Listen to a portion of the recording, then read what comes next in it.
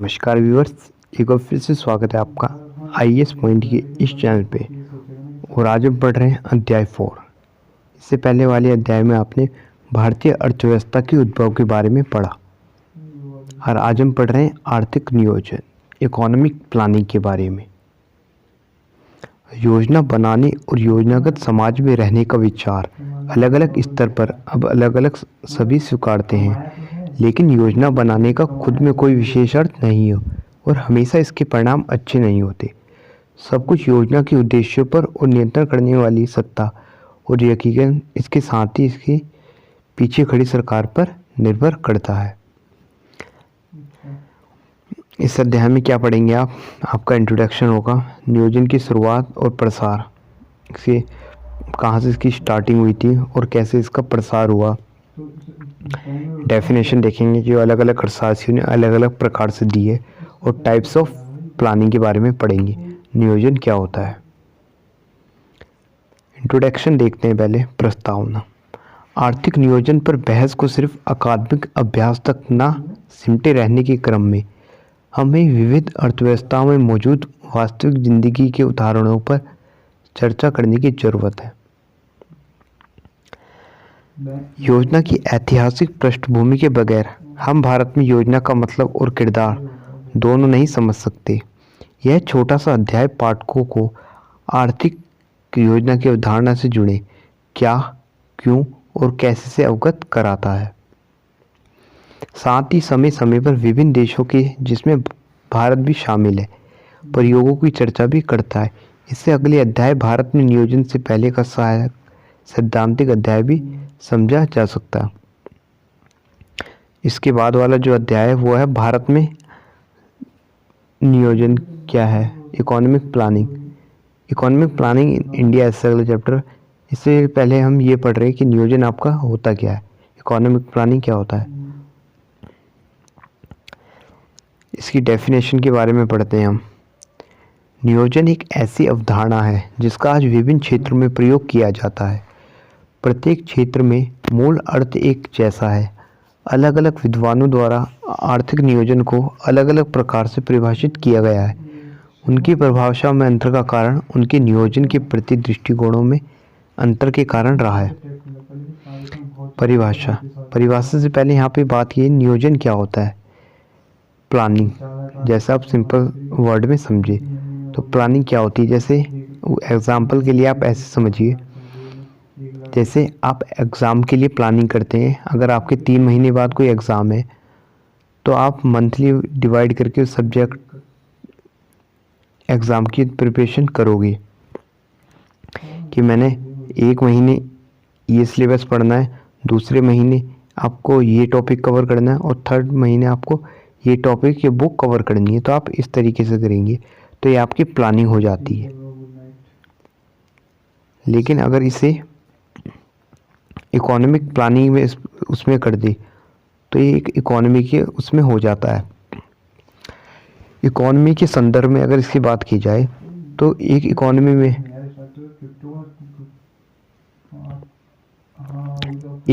में जितने आपके संसाधन और सेवाएं होती है उनका एक टाइम लिमिट पीरियड में, एक सीमित समय में एक बेहतरीन उपयोग करना, उनका कुशलतम उपयोग करना आपका इकोनॉमिक प्लानिंग कहलाता है।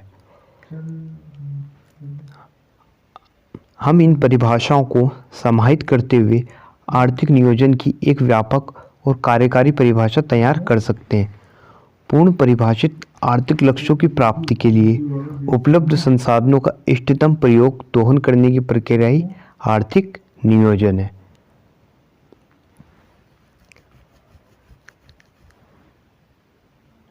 यह वर्तमान समय में सर्वाधिक मान्य परिभाषा है आपकी, जो आपने ये ऊपर पढ़ी है कि पूर्ण परिभाषित आर्थिक लक्ष्यों की प्राप्ति के लिए उपलब्ध संसाधनों का इष्टतम दोहन करने की प्रक्रिया ही आर्थिक नियोजन है। आपके जितने भी उपलब्ध संसाधन हैं उनका इष्टतम उपयोग, यानी कि उनका जो दोहन है वो कम से कम करके ही आपका आर्थिक नियोजन है। वर्ष 1987 तक जब सतत विकास की अवधारणा का उदय हुआ नियोजन प्रक्रिया में संसाधनों के महत्व की दोहन की बात की जाती है। यहाँ पे सस्टेनेबल डेवलपमेंट की बात की गई है। 1987 तक जब ये नहीं था तो सतत विकास आपका क्या होता है, आपके पास जो मौजूद संसाधन है उनका प्रयोग इस तरीके से करना कि वो आने वाली पीढ़ियों के लिए भी बच सकें। एग्जाम्पल के लिए, अगर आप जैसे आज कोयले का प्रयोग करते हैं या फिर पेट्रोल का प्रयोग करते हैं तो उनका प्रयोग इस तरीके से करना कि वो आने वाली पीढ़ियों के लिए भी सुरक्षित रहे।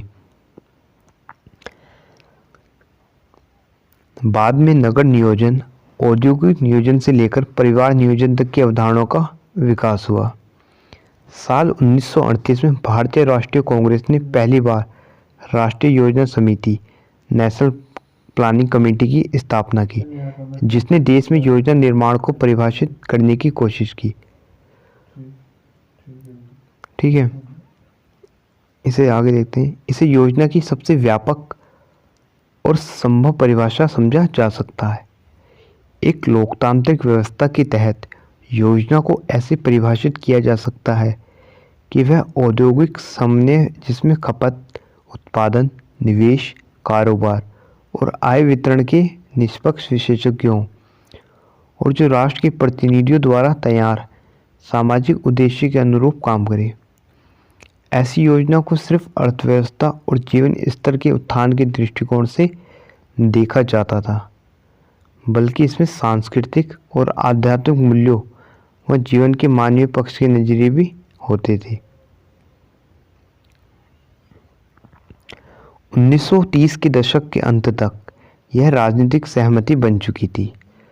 स्वतंत्र भारत एक नियोजित अर्थव्यवस्था होगा जब 1950 के शुरू में भारत ने आर्थिक नियोजन बनाने की शुरुआत की।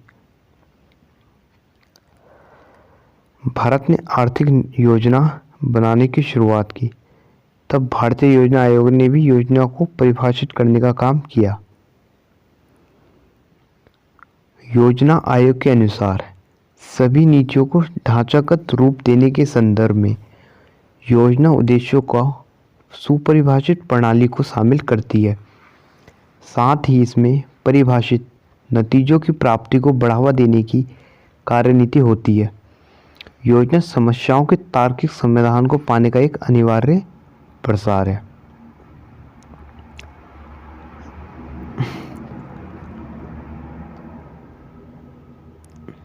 आर्थिक योजना के निर्माण के दौरान सरकार विकास लक्ष्यों को निर्धारित करती है।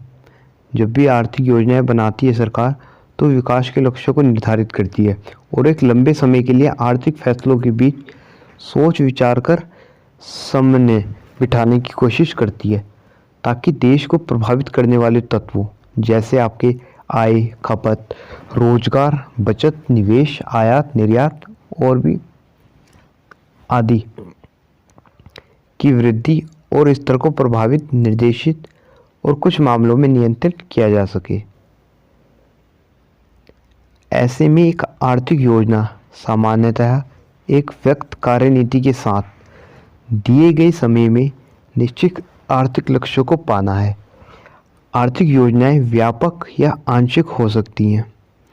एक विस्तृत योजना अर्थव्यवस्था के सभी बड़े पहलुओं को समाहित करने के लिए लक्ष्य निर्धारित करती है, और वहीं एक जो आंशिक योजना है वो अर्थव्यवस्था के एक हिस्से जैसे आपका कृषि, उद्योग, निजी क्षेत्र के लिए लक्ष्य निर्धारित करती है।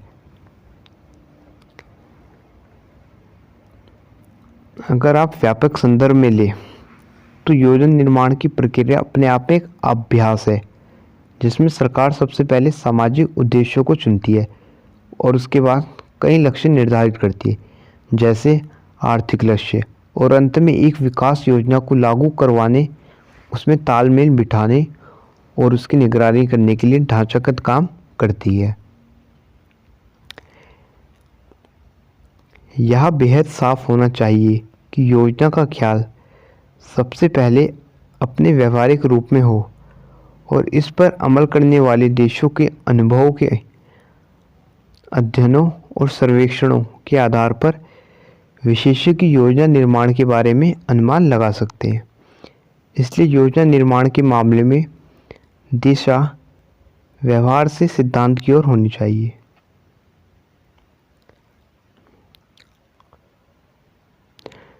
योजना निर्माण की प्रकृति और तरीके दोनों इसी कारण एक देश से दूसरे देश में एक समय से दूसरे समय में बदलते रहते हैं। आने वाले पृष्ठों में हम पढ़ेंगे कि समय के साथ नियोजन के तरीके खुद भी स्वयं भी इजाद हुए, क्योंकि जो कई देश थे उन्होंने इससे प्रयोग भी किए। परिभाषा के अनुसार हम योजना निर्माण के बारे में ये चीज़ें देख सकते हैं। आपकी पहला है, योजना एक प्रक्रिया है। इसका मतलब हुआ कि प्लानिंग कुछ करने की प्रक्रिया है। जब तक हमारी जिंदगी से जुड़े लक्ष्य और उद्देश्य बचे रहेंगे तब तक यह प्रक्रिया चालू रह सकती है। हमारी ज़रूरतों के बदलते स्वरूप के साथ योजना निर्माण की प्रक्रिया के स्वरूप और अभिप्राय में भी बदलाव देखे जा सकते हैं। इसलिए प्लानिंग अपने आप में एक अंत नहीं है। जिस प्रकार प्रक्रिया तेज होती है और मंद पड़ती है, दिशा बदलती है, वही सब कुछ योजना निर्माण में भी होता है। दूसरा देख सकते हैं आप, योजना निर्माण को सुपरिभाषित लक्ष्य चाहिए। जब आपका दूसरा विश्व युद्ध हुआ था तो उसके बाद कई देश विकास की योजना की तरफ बढ़े। इन देशों के सामने कई सामाजिक आर्थिक बाधाएं थी। उन्हें पहले कुछ लक्ष्य और उद्देश्य बनाए और इसके बाद प्लानिंग के जरिए इनको साकार करना शुरू किया। समय के साथ यह सहमति बनी कि प्लानिंग के पास कुछ लक्ष्य होने चाहिए और ये लक्ष्य सुपरिभाषित हों, ना कि अनिश्चित व अस्पष्ट हों, ताकि आर्थिक संगठन में सरकार द्वारा अपने विवेक के अनुरूप किया गया हस्तक्षेप लोकतांत्रिक रूप से पारदर्शी और नियोजित रहे। यहाँ तक कि गैर लोकतांत्रिक देशों में भी प्लानिंग के लक्ष्य साफ तौर पर परिभाषित होते रहे हैं। तीसरा है आपका, उपलब्ध संसाधनों का सर्वश्रेष्ठ उपयोग होना चाहिए।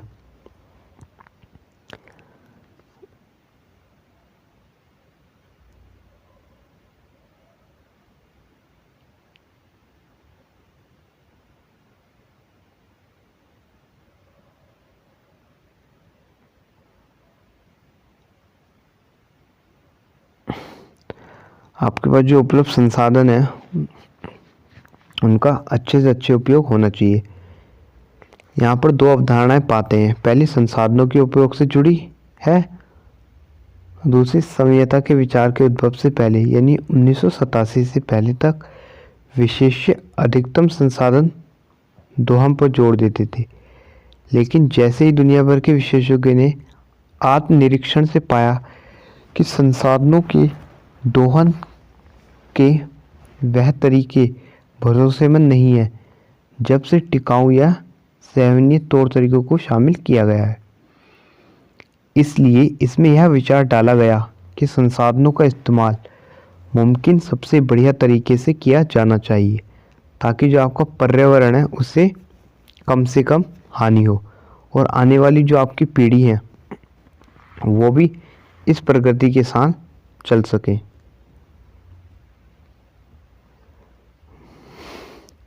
बाकी 1950 के दशक तक दुनिया भर में योजना निर्माण संसाधनों के इस्तेमाल का एक तरीका बना, ताकि नीति निर्माताओं द्वारा निर्धारित किसी भी लक्ष्य को हासिल किया जा सके।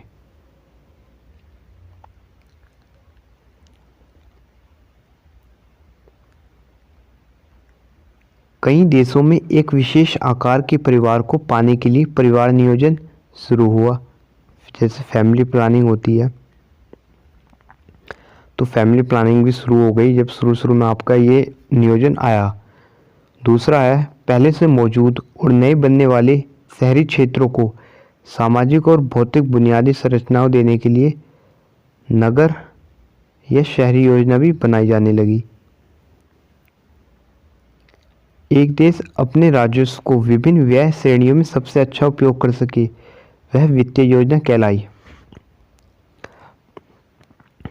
जैसे आपका बजट आता है उसी प्रकार से जो भी एक देश कंट्री का जितना पैसा होता है उनके लिए उन्होंने खर्च करने के लिए उन्हें विभिन्न श्रेणी में बांटा ताकि वो अच्छे से उपयोग हो सके।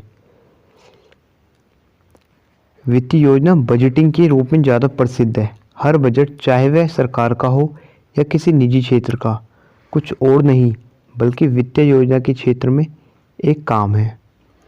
चौथा है आपका, इस तरह बड़े और छोटे स्तरों पर कई सारी योजनागत प्रक्रियाएं हो सकती हैं। कृषि योजना, औद्योगिकरण योजना, सिंचाई योजना, सड़क योजना, भवन योजना आदि। आसान शब्दों में हमारे पास जो संसाधन है उनके जरिए किसी भी प्रकार के लक्ष्यों को पाने की कला प्लानिंग की प्रक्रिया है। हमारे पास जितने भी संसाधन हैं उनके जरिए जो भी हम क्या हो गया है उनके जरिए जो भी हम वो कर रहे हैं, लक्ष्य को पाने की कोशिश कर रहे हैं, वो प्लानिंग की प्रक्रिया होती है आपकी। हम एक बेहद आसान उदाहरण दे सकते हैं। जैसे एक वर्ग के छात्र अलग अलग जगहों से आकर सही समय पर कक्षा में शामिल हो जाते हैं। कैसे वे मुमकिन कर पाते हैं? साफ है कि सभी अपने समय की इस तरह से प्लानिंग करते हैं कि एक ही समय में सब कक्षा के अंदर होते हैं, जबकि उनके घर कक्षा से समान दूरी पर नहीं होते। बेशक हर किसी के पास अलग तरह की समय योजना होगी। कोई बिस्तर पर चाय पीना पसंद करता होगा, कोई नहीं। कोई नाश्ता घर पर करता होगा तो कोई कॉलेज या कैंटीन में। इसका मतलब यह होता है कि यदि हम ईमानदारी से अपने समय को नियोजित करके नहीं चलते हों या अपने समय नियोजन की घोषणा नहीं करते हों, तब भी हम रोज अपनी दिन की रूपरेखा तैयार कर लेते हैं। इसी तरह कई देश घोषणा करता है कि वे सुनियोजित अर्थव्यवस्था हैं, लेकिन कई देश इस तरह की नीतिगत घोषणा नहीं करते हैं, जिनमें आपके शामिल हैं सोवियत संघ, पोलैंड, चीन, फ्रांस। भारत पहली वाली श्रेणी के देश हैं, वहीं अमेरिका, कनाडा, मैक्सिको दूसरी श्रेणी वाले। लेकिन यहाँ हम योजना निर्माण की सचेत प्रक्रिया की बात कर रहे थे। समय के साथ साथ योजना निर्माण का कोई प्रकार, जरिया और तरीका आएगा, क्योंकि कई देश प्लानिंग की अपनी प्रक्रिया शुरू करेंगे। नेक्स्ट टॉपिक है आपका नियोजन की शुरुआत और प्रसार। जो आपका ये ओरिजिन कहाँ से होता है प्लानिंग, और कैसे ये इसका प्रसार होता है, तो इसे हम नेक्स्ट टॉपिक में पढ़ेंगे। तो आज के लिए इतना ही काफ़ी है। Thank you.